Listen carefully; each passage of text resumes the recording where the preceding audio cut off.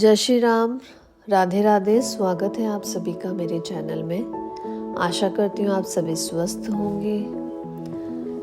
आज हम किष्किंधा कांड रामायण के त्रयोविंशः सर्ग 23वां सर्ग प्रारंभ करने जा रहे हैं। इसमें आप तारा का विलाप का वर्णन श्रवण करेंगे।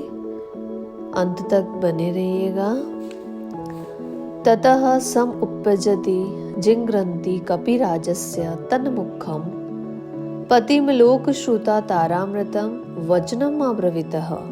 अर्थात उस समय वानर राज का मुख देखती हुई लोक विख्यात तारा ने रोकर अपने मृत पति से इस प्रकार से कहा, वीर, दुख की बात है कि आपने मेरी बात नहीं मानी और अब आप प्रस्तर से पूर्ण अत्यंत दुखदायक और ऊंचे नीचे भूतल पर शयन कर रहे हैं। वानर राज, निश्चय ही ये पृथ्वी आपको मुझसे भी बढ़कर प्रिय है, तभी तो आप इसका आलिंगन करके सो रहे हैं और मुझसे बात तक नहीं करते हैं। वीर, साहसपूर्ण कार्यों से प्रेम रखने वाले वानर राज यह श्री राम रूपी विधाता सुग्रीव के वश में हो गए हैं। ये बड़े ही आश्चर्य की बात है। अतः अब इस राज्य पर सुग्रीव ही पराक्रमी राजा के रूप में आसीन होंगे। प्राणनाथ, प्रधान भालू और वानर जो आप महावीर की सेवा में रहा करते थे, इस समय बड़े दुख से विलाप कर रहे हैं। बेटा अंगद भी शोक में है। उन वानरों का दुखमय विलाप अंगद का शोक द्वारा तथा मेरी यह अनुनय विनय भरी वाणी सुनकर भी आप जागते क्यों नहीं हैं? यही वह वीर सैया है जिस पर पूर्व काल में आपने ही बहुत से शत्रुओं को मार कर सुलाया था, किंतु आज स्वयं ही युद्ध में मारे जाकर आप इस पर शयन कर रहे हैं। विशुद्ध बलशाली कुल में उत्पन्न युद्ध प्रेमी तथा दूसरों को मान देने वाले मेरे प्रियतम, तुम मुझ अनाथ को अकेला छोड़कर कहाँ चले गए?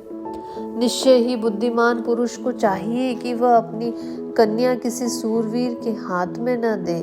देखो, मैं सूरवीर की पत्नी होने के कारण तत्काल ही विधवा बना दी गई और इस प्रकार सर्वथा ही मारी गई। राजरानी होने का जो मेरा अभिमान था वह भंग हो गया है। नित्य निरंतर सुख पाने की मेरी आशा नष्ट हो गई है तथा मैं अगाध एवं विशाल शोक समुद्र में डूब गई हूँ। निश्चय ही ये मेरा कठोर हृदय लोहे का बना हुआ है, तभी तो अपने स्वामी को मारा गया देखकर इसके सैकड़ों टुकड़े नहीं हो जाते हैं। हाय, जो मेरे सुहृदय स्वामी और स्वभाव से ही प्रिय थे तथा संग्राम में महान पराक्रम प्रकट करने वाले सूरवीर थे, वे संसार से चले गए हैं। पतिहीन नारी भले ही पुत्रवृत्ति व धन धान्य से समृद्ध भी की हो, किंतु लोग उसे विधवा ही कहते हैं। वीर, अपने ही शरीर से प्रकट हुई रक्त राशि में आप उसी तरह संयन करते हैं जैसे पहले इंद्रगोप नामक कीड़े के से रंग वाले बिछोने से युक्त अपने पलंग पर सोया करते थे। वानर श्रेष्ठ, आपका सारा शरीर धूल और रक्त से लथपथ हो रहा है, इसीलिए मैं अपनी दोनों भुजाओं से आपका आलिंगन नहीं कर पाती हूँ। इस अत्यंत भयंकर वैर में आज सुग्रीव कृतकृत्य हो गए हैं। श्री राम के छोड़े हुए एक ही बाण से उनका सारा भय हर लिया गया है। आपकी छाती में जो बाण धंसा हुआ है वो मुझे आपके शरीर का आलिंगन न करने से रोक रहा है। इस कारण आपकी मृत्यु हो जाने पर भी मैं चुपचाप देख रही हूँ। उस समय नील ने वाली के शरीर में धसे हुए उस बाण को निकाला, मानो पर्वत की कंदरा में छिपे हुए प्रज्वलित मुख वाले विषधर सर्प को वहां से निकाला गया हो। बाली के शरीर से निकाले जाते हुए उस बाण की कांति अस्ताचल के शिखर पर अवरुद्ध किरणों वाले सूर्य की प्रभा के समान जान पड़ती थी। बाण के निकाल लिए जाने पर बाली के शरीर के सभी घावों से खून की धाराएं गिरने लगी, मानो किसी पर्वत से लाल गेरू मिश्रित जल की धाराएं बह रही हो। बाली का शरीर रणभूमि की धूल से भर गया था। उस समय तारा बाण से आहत हुए अपने सूरवीर स्वामी के उस शरीर को पहुंचती हुई उन्हें नेत्रों के अश्रु जल से सींचने लगी। अपने मारे गए पति के सारे अंगों को रक्त से भीगा हुआ देखकर बाली पत्नी तारा ने अपने भूरे नेत्र वाले पुत्र अंगद से कहा, बेटा देखो तुम्हारे पिता की अंतिम अवस्था कितनी भयंकर है। ये इस समय पूर्व पाप के कारण प्राप्त हुए वैर से को पार हो चुके हैं।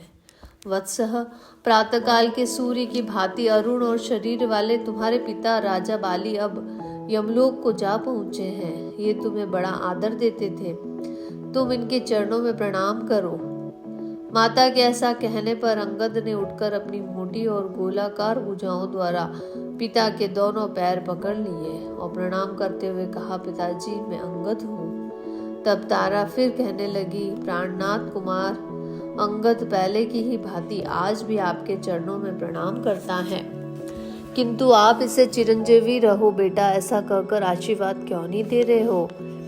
जैसे कोई बछड़े सहित गाय सिंह के तत्काल मार गिराए हुए सांड के पास खड़ी हो, उसी प्रकार पुत्र सहित मैं प्राण हीन हुए आपकी सेवा में बैठी हूँ। आपने युद्ध रूपी यज्ञ का अनुष्ठान कर श्री राम के बाण रूपी जल से मुझ पत्नी के बिना अकेले ही अवभृत स्नान कैसे कर लिया है। युद्ध में आपसे संतुष्ट हुए इंद्रराज देवराज इंद्र ने आपको जो सोने की प्रिय माला दे रखी थी उसे मैं इस समय आपके गले में क्यों नहीं देखती हूँ। दूसरों को मान देने वाले वानर राज प्राणहीन हो जाने पर भी आपको राज्य लक्ष्मी उसी प्रकार नहीं छोड़ रही है जैसे चारों ओर चक्कर लगाने वाले सूर्य देव की प्रभा गिरिराज मेरू को कभी नहीं छोड़ती है। मैंने आपके हित की बात कही थी परंतु आपने उसे नहीं स्वीकार किया। मैं भी आपको रोक रखने में समर्थ न हो सका। इसका फल यह हुआ कि आप युद्ध में मारे गए। आपके मारे जाने से मैं भी अपने पुत्र सहित मारी गई। अब लक्ष्मी आपके साथ ही मुझे और मेरे पुत्र को भी छोड़ रही है। अत्यंत वेगशाली और दुस्सह शोक समुद्र में डूबी हुई तारा की ओर दृष्टिपात करके बाली के छोटे भाई वेगवान सुग्रीव को उस समय अपने भाई के वध से बड़ा ही संताप हुआ। उनके मुख पर आंसुओं की धारा बह चली। उनका मन खिन्न हो गया और वे भीतर ही भीतर जल का कष्ट का अनुभव करते हुए अपने भृत्यों के साथ धीरे धीरे श्री रामचंद्र जी के पास गए, जिन्होंने धनुष ले रखा था, जिनमें धीरोदात नायक का स्वभाव विद्यमान था, जिनके बाण विषधर सर्प के समान भयंकर थे, जिनका प्रत्येक अंग सामुद्रिक शास्त्र के अनुसार उत्तम लक्षणों से लक्षित था तथा जो परम यशस्वी थे। वहां खड़े हुए उन श्री रघुनाथ जी के पास जाकर सुग्रीव इस प्रकार से बोले, नरेंद्र आपने जैसी प्रतिज्ञा की थी उसके अनुसार यह काम कर दिखाया है। इस कर्म का राज्य लाभ रूप फल भी प्रत्यक्ष है, किंतु राजकुमार इससे मेरा जीवन निंदनीय हो गया है, अतः मेरा मन सभी भोगों से निवृत्त हो गया है। श्री राम राजा बाली के मारे जाने से ये महारानी तारा अत्यंत विलाप कर रही है। सारा नगर दुख से संतप्त होकर चीख रहा है तथा कुमार अंगद का जीवन भी संशय में पड़ गया है। इन सब कारणों से अब राज्य में मेरा मन नहीं लगता है। इक्ष्वाकु कुल के गौरव श्री रघुनाथ जी भाई ने मेरा बहुत अधिक तिरस्कार किया था, इसीलिए क्रोध और अमर्ष के कारण पहले मैंने उनके वध के लिए अनुमति दे दी थी, परंतु अब वानर युद्धपति बाली के मारे जाने पर मुझे बड़ा ही संताप हो रहा है। संवत्सर जीवन भर यह संताप बना ही रहेगा।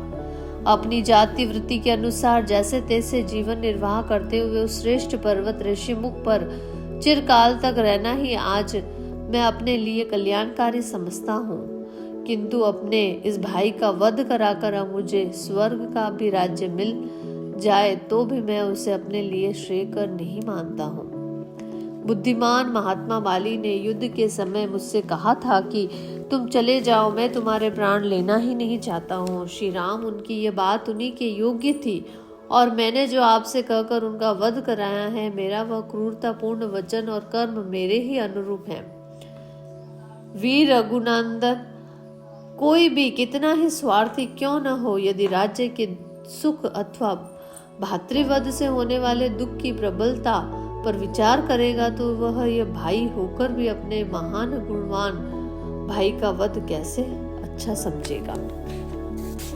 बाली के मन में मेरे वध का विचार नहीं था, क्योंकि इससे उन्हें अपनी मान प्रतिष्ठा में भद्दा लगने का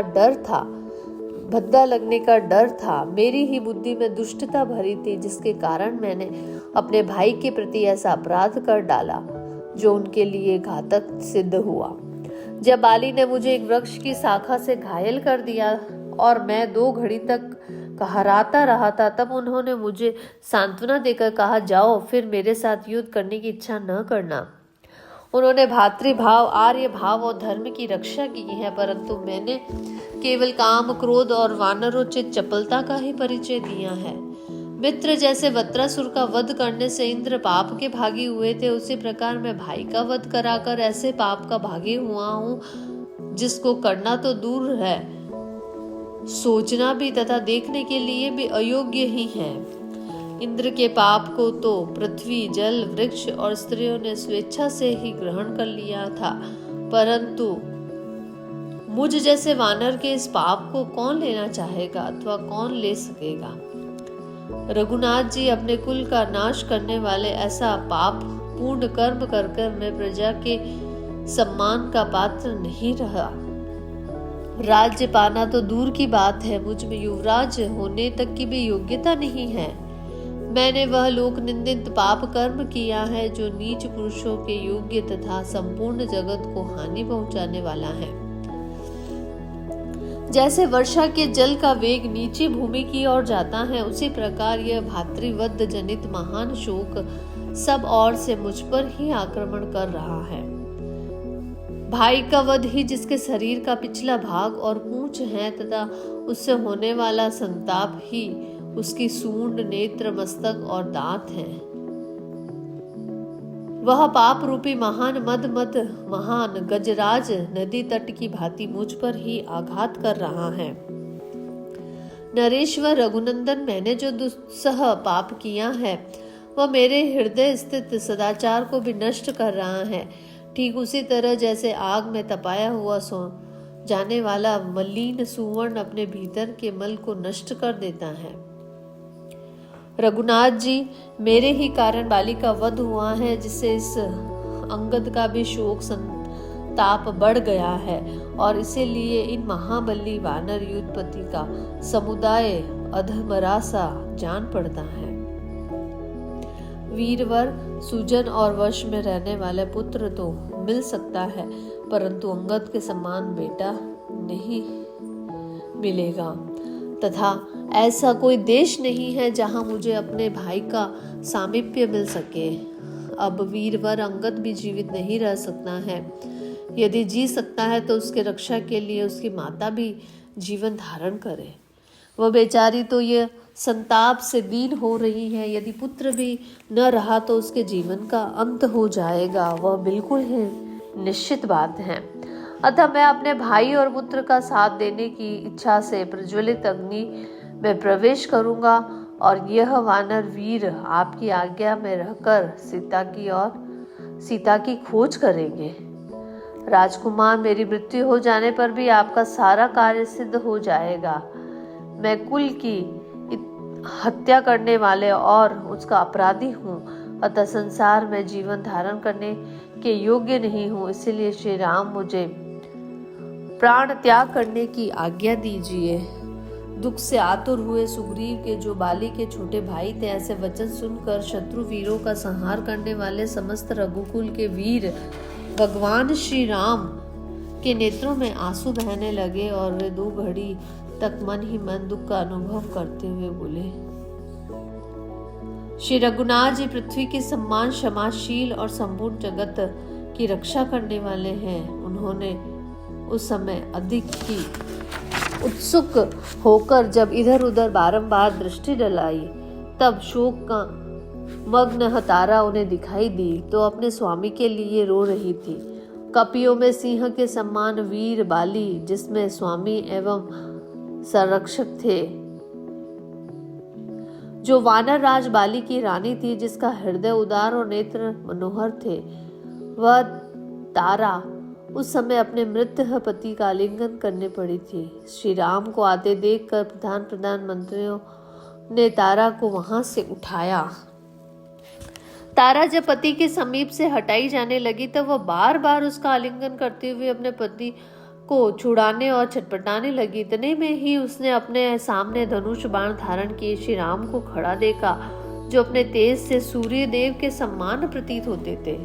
वे राजोचित सुलक्षणों के संपन्न थे, उनके नेत्र बड़े बड़े मनोहर थे। वह पुरुष प्रवर श्री राम जो पहले कभी देखने में नहीं आए थे, देखकर मृग शावक नयनी तारा समझ गई थी कि ये ही कुकुत्स कुलभूषण श्री राम है।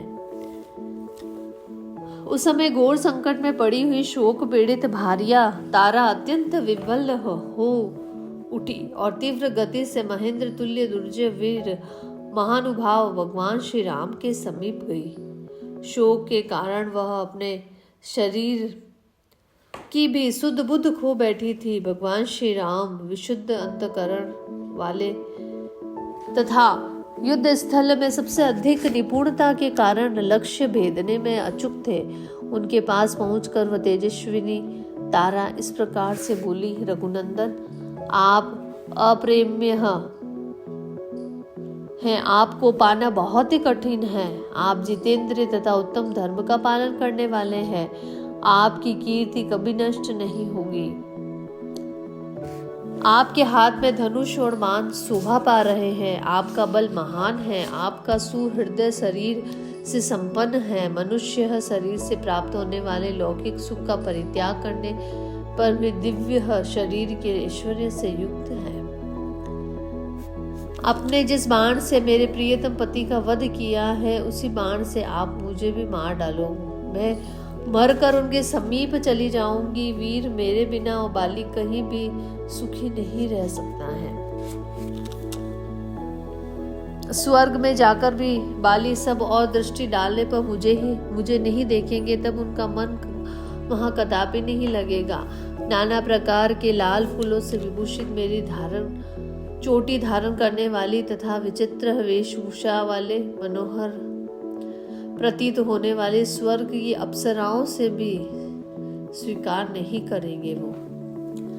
वीरवर स्वर्ग में भी बाली मेरे बिना शोक का अनुभव करेंगे और उनके शरीर की कांति फीकी पड़ जाएगी। वे उसी तरह दुखी रहेंगे जैसे गिरिराज ऋषिमुख के सुरम्य तट प्रांत में विदेह नंदिनी सीता के बिना आप कष्ट का अनुभव करते हैं। स्त्री के बिना युवा पुरुषों को जो भी दुख उठाना पड़ता है, उसे आप अच्छी तरह जानते हैं। इस तरह को समझकर आप मेरा वध करिए, जिससे बाली को मेरे विरह का दुख न भोगना पड़े। महाराज कुमार, आप महात्मा, इसीलिए यदि ऐसा चाहते हो कि मुझे स्त्री हत्या का पाप न लगे, तो वह बाली की आत्मा है ऐसा कहकर मेरा वध कीजिए। इसमें आपको स्त्री हत्या का पाप भी नहीं लगेगा। शास्त्रोक्त यज्ञ यज्ञादि कर्मों में पति और पत्नी दोनों का संयुक्त अधिकार होता है। पत्नी को साथ लिए बिना पुरुष यज्ञ कर्म का अनुष्ठान नहीं कर सकता है। इसके बिना नाना प्रकार की वैदिक श्रुतियों भी पत्नी को पति का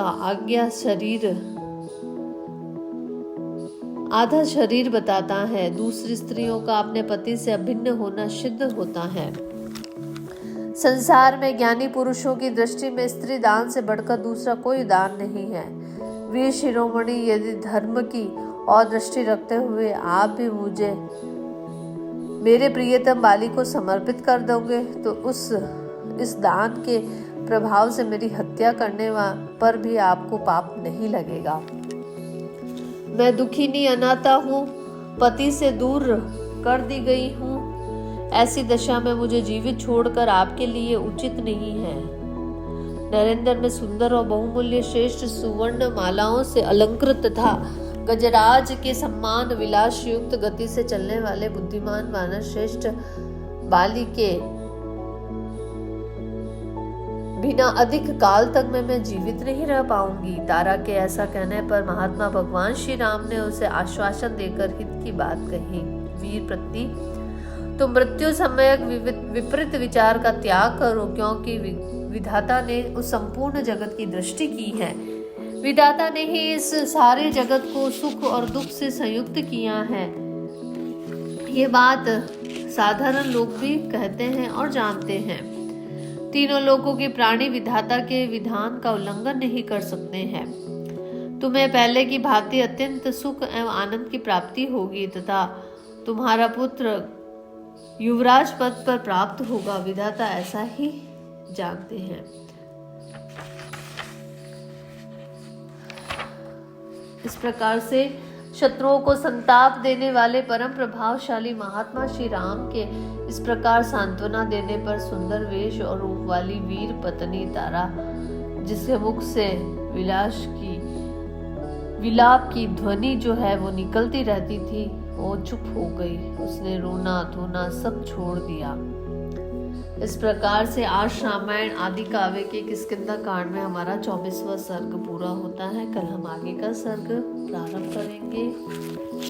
आप मेरे चैनल पर नए हैं या चैनल को अभी तक सब्सक्राइब नहीं किया है तो आपसे निवेदन है मेरे चैनल को आप सब्सक्राइब करें, ज़्यादा से ज़्यादा शेयर करें और लाइक करें, कमेंट करें।